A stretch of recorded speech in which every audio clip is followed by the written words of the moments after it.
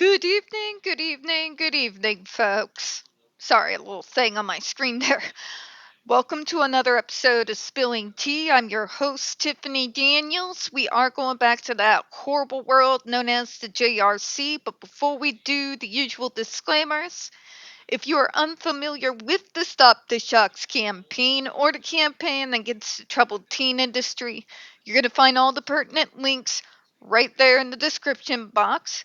Please, in particular, take note of the article written by NeuroClastic, a small non-for-profit started by autistics for autistics. In it, they interviewed over 800 ABA professionals in regards to the JRC's so-called Behavior Modification Program. The Judge Rotenberg Educational Center doesn't want you to read that article so much. They threatened NeuroClastic with a defamation lawsuit if they did not remove it from the website. NeuroClastic refused, so you know the drill, folks. Please read the article, share on all your social media. Also included is NeuroClastic's public statement in regards to the defamation lawsuit threat, as well as a link to their GoFundMe. We are crowdfunding just in case the JRC ever actually does see through with their threat. Trigger warning 1. When we discuss places like the Judge Rotenberg Educational Center or Agape Boarding School for Boys, you're going to hear vivid descriptions of and catch clips or surveillance footage of people with mental health issues and disabled people being tortured and abused. If you got young children present, please make sure to go ahead and utilize your headphones. Trigger warning 2. This channel is marked not for kids for a reason. We use profanity on occasion. We do speak on dark subjects. If your child is 16 and younger and they are watching this, very obviously, parental supervision is very much advised. Alright, folks, so after having to drive myself completely and utterly mad, because once again, the property managers are changing again. And so we have to do rent on an app. You not.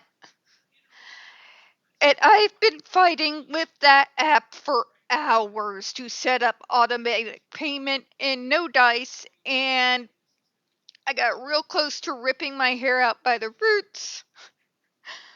We're gonna take a breather. If I get into a bit of a heated word salad, I apologize for that in advance, alright? Okay, so where we left off last night, the FDA correctly concluded that effective positive behavioral interventions are available to reduce self-injuring and aggressive behaviors. Electron skin shock devices are not necessary or effective in treating these behaviors because it doesn't address the behaviors at all. It's acting off of a punishment model. Now, ask any parent that had, I feel for him, I do, the pleasure, we'll just say that to be kind, of raising one of us Gen X kids. They can tell you anything that's based off of a punishment model will only stop a behavior for a certain period of time. And more likely than not, the behavior will happen again. And if you happen to have a mean, vindictive streak like I do, will make it worse. I'm not going to sit there and lie to you. And the reason is you are punishing a human being for things that are not necessarily under our control. Okay? If you go off of a punishment model, you're not addressing the things that are triggering the behavior. There is no punishing the disability out of someone. Okay? Nor is it any real deterrent from said behaviors, specifically because it is out of our control when those behaviors are occurring. So if you're operating off of a punishment model, but the behaviors that they're getting punished for has to do with our particular diagnosis, what point does that serve? You're not providing any alternatives. You're giving us nothing to change the behavior to. You're leaving us up shit creek without a paddle. Okay? In regards to stopping the unwanted behaviors, masking until we finally break out of sheer exhaustion, anger, and just pent up frustration into a full-fledged meltdown, and then cycle repeat again and again and again, it's not an effective way of treating anyone. You gotta dig. You gotta dig into what those triggers are. And then, like any responsible person who actually works in this field, you go from there. Skin shock stops a behavior much in the same way as a punch to the face does. Okay? But if you're not providing any alternatives, it's just gonna be a long, never-ending Ouroboros of suck. Alright? Yeah. Now, we already know that the alternative treatment programs out there have successfully treated those with extreme SIB and AB. We know this. The stats and data has been here for the last several decades. We know they work. Nor can the JRC argument of pounding their chests like they think they're Tarzan and saying, but you never dealt with anyone as severe as these kids, doesn't work. The math doesn't math. You have millions of kids all around the world who are autistic. You can't tell me that by some weird fluke of nature that nobody else on planet Earth is as quote unquote bad as the kids at the JRC. The math doesn't math. Okay? It doesn't math. We know what's successful and what works. Is it fun? No. It's frustrating. It's long. It's emotional. It's draining. It's sheer, unadulterated exhaustion. But sticking to it, that's when you start at least seeing, since we're dealing with what's triggering the behavior, and making arrangements around that, over a period of time, those more disturbing behaviors that come out of us get reduced to less and less and less. They'll never go away entirely. I'm 40 now. If anybody on this earth can tell you in regards to will those behaviors ever go away, allow me to assure you they never go away entirely. But when you're operating off of sound, you get what I'm saying there, right? Address the triggers and the behavior you don't like that's coming out of us due to those triggers will naturally become less and less and less. It will never make us neurotypical or even good at faking it, but it will at least get us to that baseline I like to talk about that allows us to be able and out in our communities, have good community-based services, and be a productive member of planet Earth. I've ranted on this multiple times, but it's kind of my hill to die on. All right, let's continue. Okay.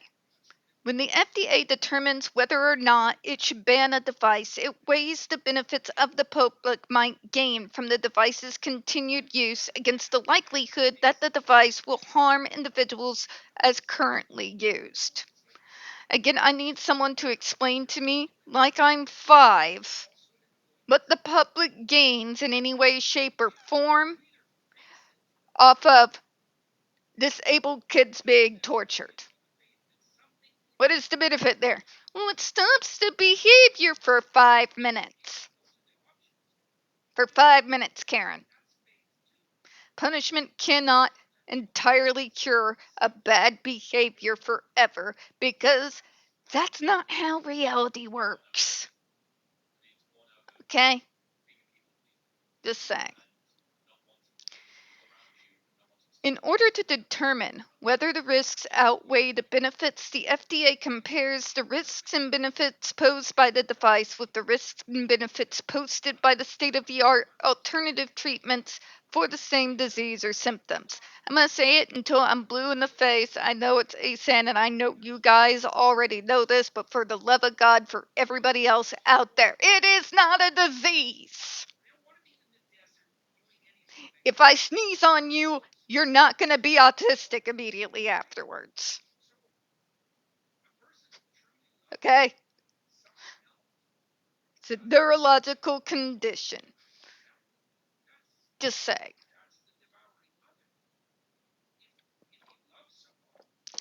Moving on.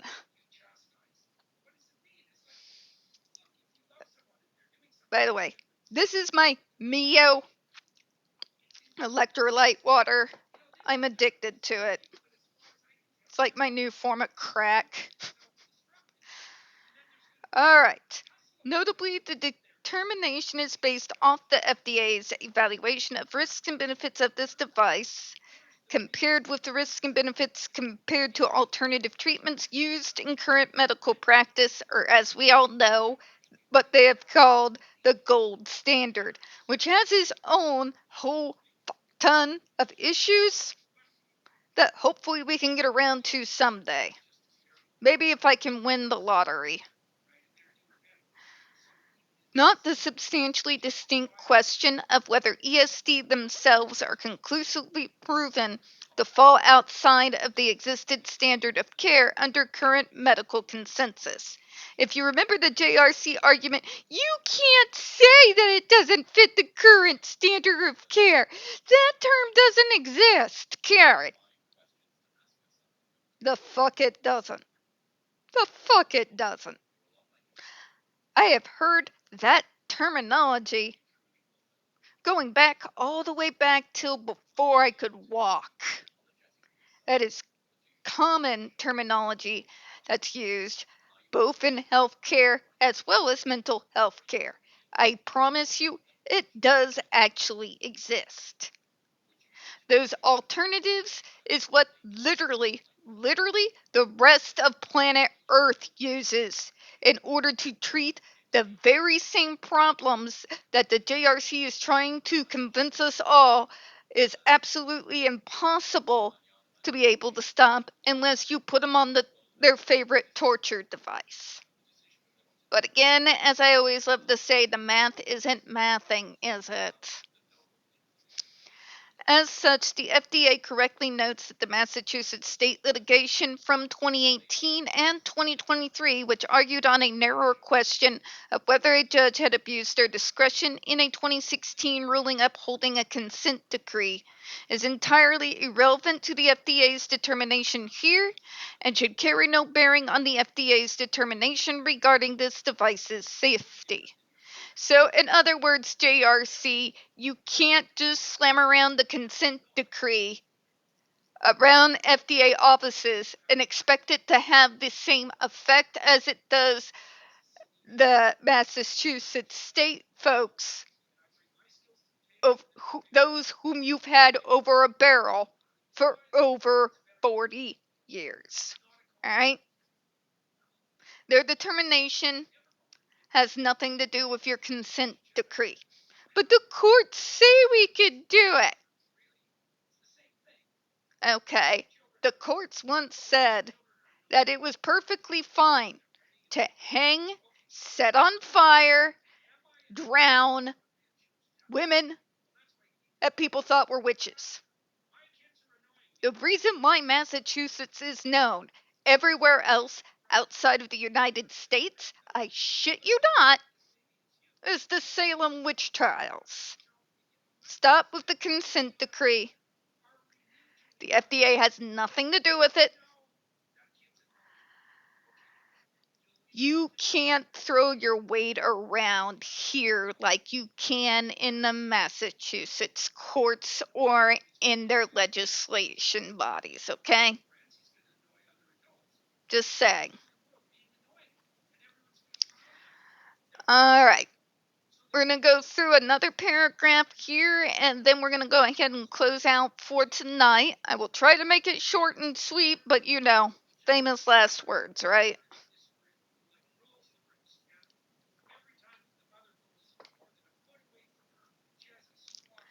The FDA found that the state of art in addressing SIBs and ABs has for decades moved away from the use of aversives like electric skin shock and towards the use of positive behavioral support and, where appropriate, medication or other pharmacological interventions. Over the last 20 to 30 years, the main push that has been going on has been a focus on community-based services. Not so much hauling someone off at an all-inclusive bad Disney acid trip from hell, as it is having community-based supports. It helps you be able to live, learn, and be successful out in the community as opposed to hauling you off and nobody seeing you for years. Right? That has literally been the main push for most of us with developmental disabilities for over the last 20 to 30 years. Okay? That doesn't tell you how backwards the JRC is and how rigid and unwilling they are to change. I certainly don't know what would. I'm not going to say the rest of what I want to, or I'll get banned off of YouTube for life. All right, let me continue. It noted many reasons for this. First and utmost among are the ethical and humane considerations of applying painful aversives to vulnerable individuals who are unable to provide or withdraw consent. Not that they can't vocally, but the JRC and everybody around them has systematically stripped them of any form of basic bodily autonomy. Okay? Doesn't matter where they can communicate whether they want the device on or not. They don't care what we want, to put it bluntly. In addition, both the FDA and its proposed rule and many professional organizations focused on behavioral intervention note that the evidence supporting the use of electric skin shocks is weak. Shocking someone for noncompliance does not teach skills or coping mechanisms, does not help someone address underlying triggers or sources of behavior, and does not provide individuals with alternative means to communicate.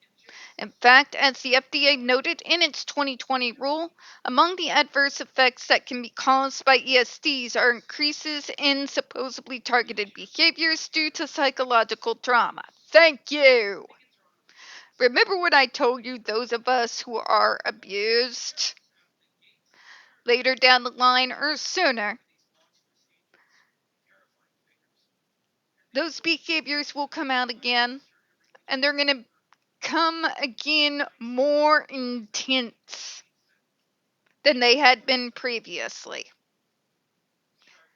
That's just basic. I have PTSD. I've got a chip on my shoulder the size of Texas, and Maybe we should be followed with a giant sign that says, FAFO. Y'all know what that stands for, right? I'm pretty sure that's the sign that lives forever above my head. As such, it is no surprise that the FDA found evidence that many individuals under this device remain so indefinitely, with no improvement in targeted behaviors. These are not individuals who are uniquely refractory, whose behaviors persist, and despite intervention, these are the signs of a treatment that is not only ineffective but harmful. Essentially, it does nothing. You are torturing them to torture them. It provides the patient, the consumer, in and of themselves, no help whatsoever at all. We're going to close out on that. We don't get very many views on this channel. The few we do get tend to get removed from time to time. Folks, you know the drill. Please don't forget to hit the like button, hit subscribe. Don't forget to hit the comments.